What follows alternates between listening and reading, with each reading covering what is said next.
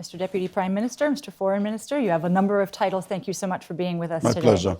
You're here in part to celebrate 250 years of diplomatic relations between the United States and Poland. How would you describe that relationship today? Is it as strong as ever? Well, we are also meeting on the 280th birthday of Tadeusz Kościuszko, our general who fortified West Point and made a contribution to the US struggle for independence. So our relationship has very deep roots, goes back a long way. And we are grateful to the United States for President Wilson's 13th point, for President Hoover's assistance to save Polish children during famine in the 1920s.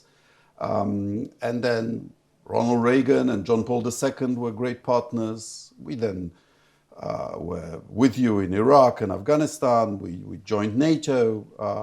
We are good allies. And we now also have a great economic relationship. We are building an American nuclear power plant in Poland. We are buying loads of American military equipment. We are beginning to invest in this country. So I hope it grows better and better. Mm-hmm. A number of European allies last month, after the tension spiked over Greenland and suggestions by the American president that the US might effect a military takeover, said that something fundamental shifted about the relationship. Is that a view you share? Well, I think the principle of respect for the sovereignty and territorial integrity of all countries, but allies in particular, is one of the foundations of NATO. Mm-hmm. In your mind, is that threat by the US to take over Greenland in the past, or does it still remain? You tell me. We'll see how those talks go. Did those tensions, again over Greenland, do anything to affect the status of talks between Russia and Ukraine and the United States? Did it erode any of the credibility of US security guarantees? Well, for us, of course, Russian aggression against Ukraine is fundamental, existential. We feel threatened by Russia. Russia has waged war, occupied us, wiped us off the map for over a century. So when they threaten us, we believe them. And they've now spent longer than the Soviet Union fought the Nazis trying to conquer Ukraine. By our estimates, they've already suffered opportunity costs of $1 trillion fighting this war and lost more than 1 million dead and wounded soldiers. And still, we wish US negotiators success in establishing a fair peace. But President Putin seems to be demanding even territories that he can't conquer. And in Europe, we think that the time of European colonialism should be over. You mentioned the costs that Russia has mounted to date. President Trump made a personal appeal to President Putin to stop bombarding cities like Kyiv, neighboring towns. Russia hasn't done so. They've continued those bombardments. What does that do to the perception of leverage that the American president has over the Russian president? Well, and not only that, these are war crimes. To deliberately target civilian infrastructure is a war crime. Vladimir Putin is already an indicted war criminal for his stealing and Russifying Ukrainian children. So this is not someone we trust, and is not someone that the US should trust. Let me just dwell on this point, because I was myself brought up on one of those communist housing estates that you see on pictures in Ukraine, where most people live in Ukraine.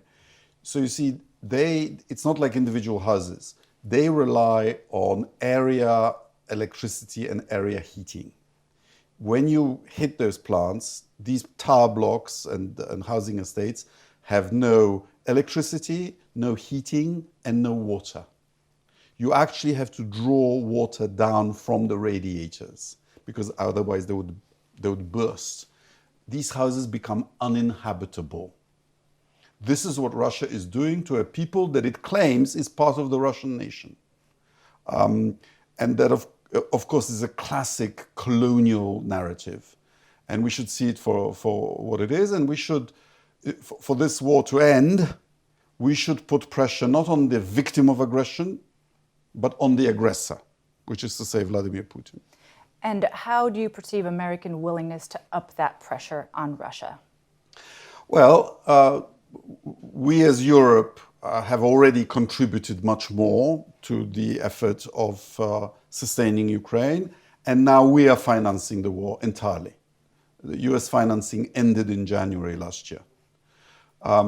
So we've spent roughly 200 billion, and we've extended 90 billion to sustain Ukraine for the next 2 years.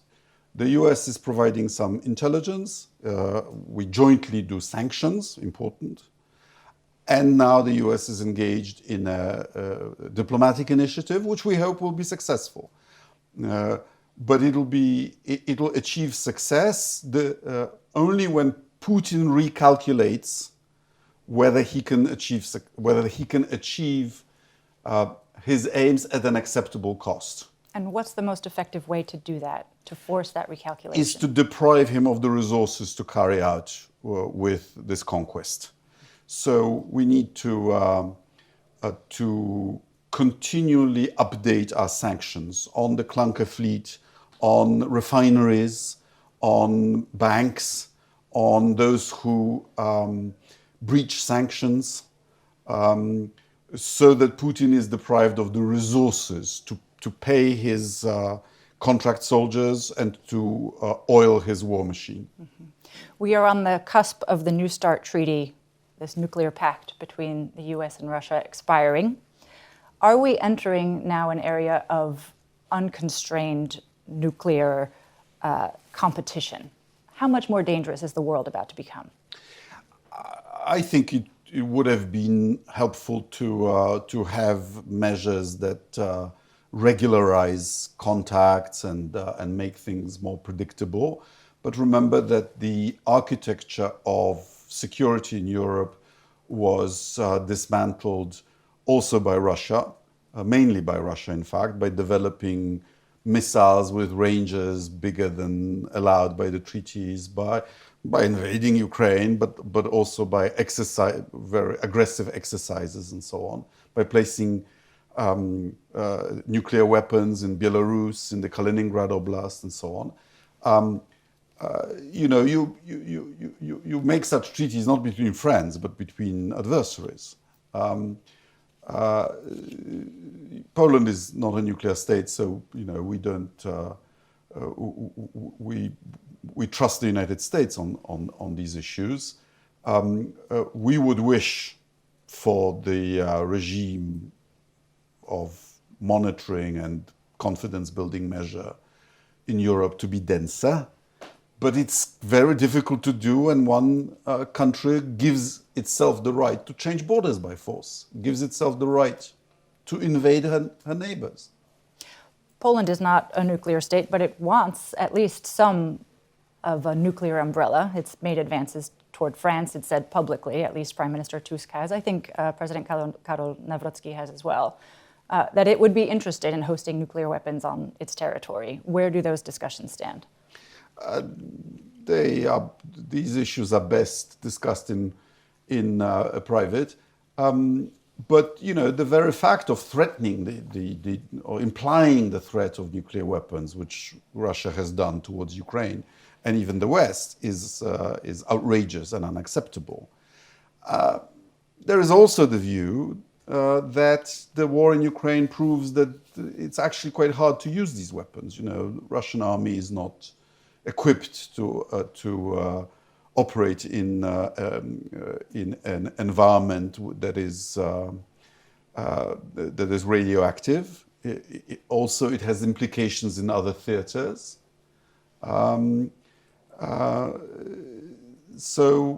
But we still rely on NATO is still a nuclear alliance. Is NATO's deterrence against Russia eroded by the expiration of New START?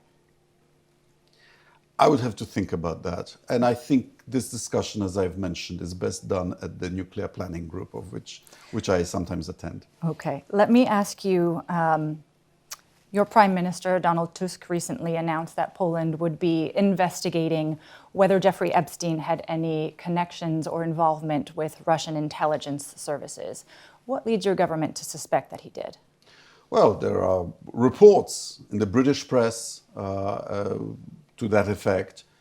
There are also, I'm told, I haven't read 3 million pages, of this monster seeking Polish children to recruit for his horrible activities. So, of course, when Polish citizens are either harmed or doing harm, we investigate. Mm-hmm. The Prime Minister said that Russian intelligence may possess compromising materials against many leaders still active today. Do you know whom he's suggesting there? Well, honey traps, that's a classic KGB tactics. Mm-hmm. And there seem to have been a lot of horrible compromats being produced. Mm-hmm. So yes, it requires investigation. Has the Polish government enlisted elements of the American government to share more information or resources on this matter? This is very fresh, so I don't exclude it, but as the foreign ministry, we would be just helping our justice ministry, which obviously has to be in the lead. If I may go back to the Ukraine talks for a moment, because tomorrow the trilateral talks among the US, Russia, and Ukraine will enter their second day. Today, US officials called them productive. What are your expectations for their outcome? Well, when soldiers are released from captivity, and as you know, some of them were very badly mistreated by the Russians, that's a good thing in itself. And hopefully it'll lead to other concessions. But these colonial wars usually take a decade, and they only end when the aggressor comes to the conclusion, as I've already mentioned, that he cannot achieve his conquest at an acceptable cost. And I hope we give Putin the incentives to come to that conclusion. Mark Rutte warned European nations to be prepared to fight a war of the likes that their grandparents and great-grandparents experienced. Is that how you see the threat from Russia? Well, they've invaded us many times in the past, so it is thinkable.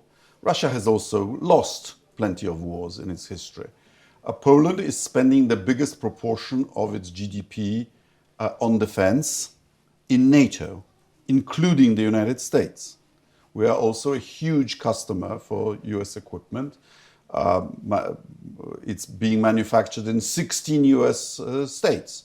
Apache helicopters, Abrams tanks, F-35s, we already have F-16s, HIMARSs, you name it. If we do what we've pledged ourselves to do at the Hague NATO summit, namely, after doubling defense spending by comparison with Trump 1, doubling it again, I'm confident that we will have the kind of army, not only Poland, but also Europe, that Putin will respect and not wish to test.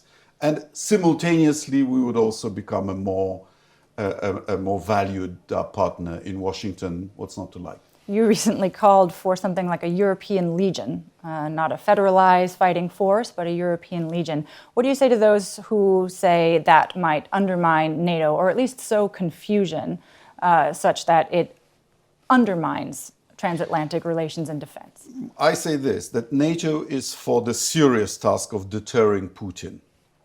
But we have lower order emergencies. You have your southern border, we have our southern border. On the other side of the Mediterranean, in Libya, we have a bunch of warlords and the Russian mercenaries, Africa Corps, they call themselves charmingly.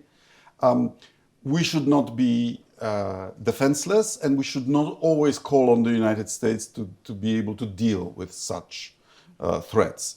We should be able to stop migration across our southern border by deploying a small European force to, for example, secure the ports so that the people smugglers can't ply their horrible trade. Do you think that wouldn't disincentivize American support? No, look, European Union has already acted militarily. You may not know this. We've struck pirates in the Horn of Africa. We've conducted military operations in Africa already. So I'm just talking about regularizing it, putting it on a permanent footing, so that we are ready to deter lower order threats. I understand we're likely to run out of time. I would love to ask you, though, how you view Poland's role in preserving Arctic security. Well, we've been active in the Arctic for decades. I was in Norway the day before yesterday, and I've agreed with my Norwegian colleague that next year we would visit the Polish station on Spitsbergen, which has been there for 70 years. So we also have an interest in preserving the ecosystem of the Arctic, but also denying it as a place from which Western security could be adversely affected. And how do you see that threat today from Russia and China to Arctic areas, including surrounding Greenland? Well, Russia, through its criminal war, is actually depriving itself of benefits, because of global warming. The northern route, the fastest route from Europe to China could open up, and Russia would be the beneficiary. Instead, they choose to fight their neighbors. We need to stabilize the situation in Arctic. I hope it becomes an area of peaceful collaboration rather than confrontation. How else are you using this visit to the United States? What are you pressing for in terms of European interests and in terms of Polish interests?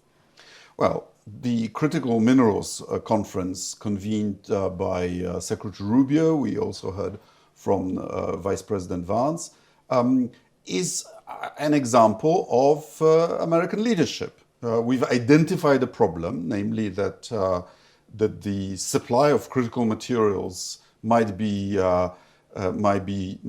restricted. So we are looking for a common solution. This is how leadership works. You provide leadership, but you also need some followers. And I hope we'll find jointly a way to make our economies more resilient. Mr. Deputy Prime Minister, Mr. Foreign Minister, thank you so much. Thank you.